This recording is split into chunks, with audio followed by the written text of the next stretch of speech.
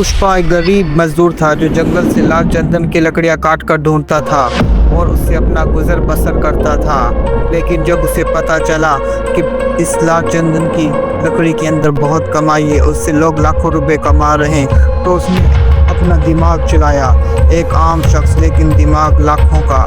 ये है पुष्पा, कि लाल चंदन की लकड़ी ढूंढते ढूंढते स्मगलिंग का बादशाह बन गया।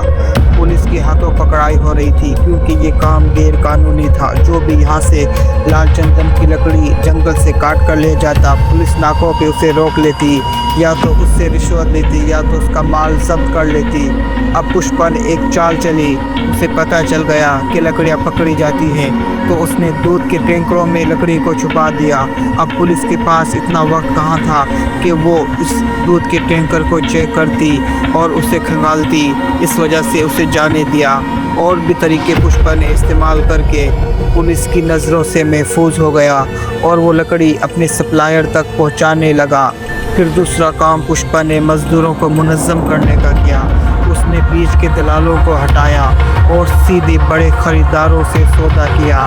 लाल चंदन की कीमत अब आसमान को छूने लगी क्योंकि जो लोग लोकल खरीदार एक टन का इसे 10 लाख रुपए दे रहे थे, वही इन लोकल खरीदारों को काट कर मेन खरीदार उसे एक टन का 20 लाख देने लगे।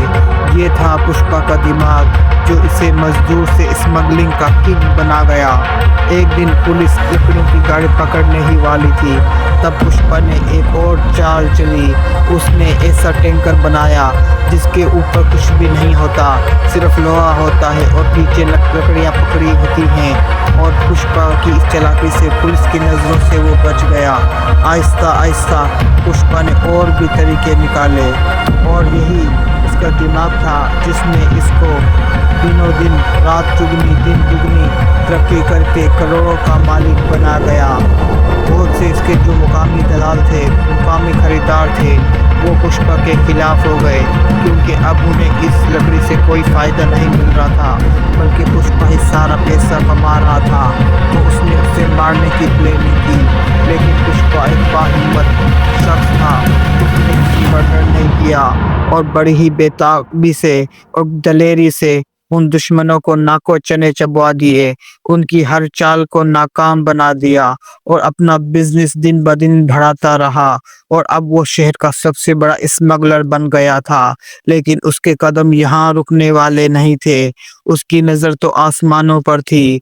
उसने एक दिन सीएम से मुलाकात की। सीएम इस वजह से उससे मुलाकात कर रहे थे क्योंकि वो इलेक्शन फंड के लिए उसे पैसे देता था। लेकिन जब पुष्पा उससे मिलने गया तो सीएम ने मुलाकात से मना कर दिया और कहा कि मैं एक स्मगलर के साथ तस्वीर नहीं खिंचाऊंगा। जबकि पुष्पा की बीवी ने उसे कहा था कि मुझे तुम्हारे सीएम के साथ तस्वीर चाहिए। जब पुष्पा को मना किया तो उसकी ईगो हर्ट हुई और उसने सोचा कि आखिर सीएम ने मुझे मना क्यों किया।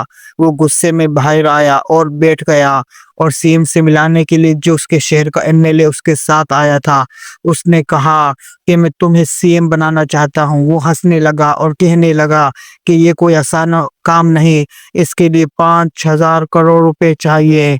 करोड़ों रुपए हमारे पास होंगे तभी हम इलेक्शन जीत सकेंगे, क्योंकि हमें एमएलए और एमए को खरीदना होगा, तभी ये मुमकिन है। पुष्पा ने कहा कि तुम पैसों की फिक्र नहीं करो, पैसे लाना मेरा काम है, इलेक्शन में खड़ा होना तुम्हारा काम है। इस वजह से पुष्पा ने अब बड़ा प्लान बनाया।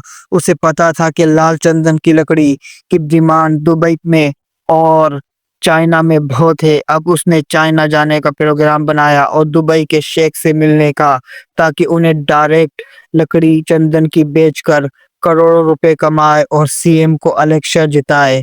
इसके लिए वो चाइना गया और वहां के ड्रग माफिया से, स्मगलरों से लड़ा और दुबई के शेख के सामने अपनी बात रखी कि मेरे पास 2000 टन लकड़ी पड़ी है चंदन की, अगर तुम्हें चाहिए तो मुझे इसके 5,000 करोड़ रुपए चाहिए।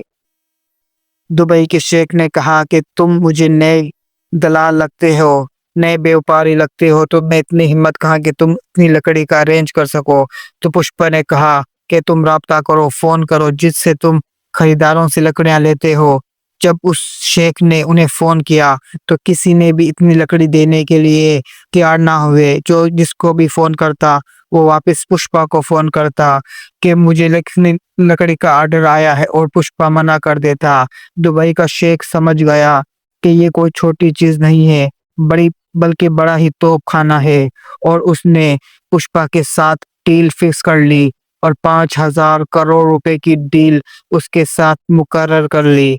उसके बाद पुष्पा एक आम मजदूर से स्मगलर का बेताज बादशाह बन गया।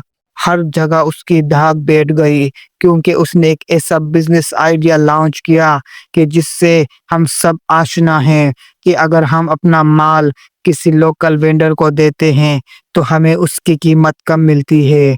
अगर हम लोकल वेंडर को काट कर डिस्ट्रिक्ट लेवल पे जाते हैं तो हमें उसकी डिमांड ज़्यादा मिलती है। और फिर अगर हमें पता चल जाए कि हमारे माल की असल डिमांड कहाँ है, अगर हम अपना माल